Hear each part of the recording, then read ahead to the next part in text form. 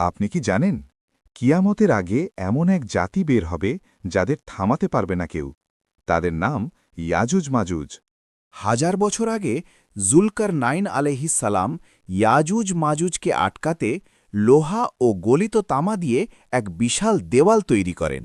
দেওয়ালের ওপারে আটকে থাকে ইয়াজুজ মাজুজ, অসংখ্য, হিংস্র আর ধ্বংসের প্রতীক। প্রতিদিন তারা দেয়াল খোঁড়ে, কিন্তু ইনশাআল্লাহ না বলায় দেয়াল আবার ঠিক হয়ে যায়। শেষ যুগে একদিন তারা বলে, কাল ইনশাআল্লাহ, আর তখনই দেয়াল ভেঙে যায়। তারা নদীর পানি শেষ করে ফেলে, ফসল ধ্বংস করে, মানুষকে হত্যা করে। পৃথিবী ভরে যায় আতঙ্কে। তখন হজরত ঈসা আলাহিসাল্লাম মুমিনদের নিয়ে পাহাড়ে আশ্রয় নেন এবং আল্লাহর কাছে দোয়া করেন। আল্লাহ এক রাতেই পাঠান এক ক্ষুদ্র কীট, আর মুহূর্তেই সব ইয়াজুজ মাজুজ ধ্বংস হয়। এরপর আল্লাহ পৃথিবী পরিষ্কার করেন, শান্তি ফিরে আসে, আর কেয়ামত খুবই নিকটে চলে আসে।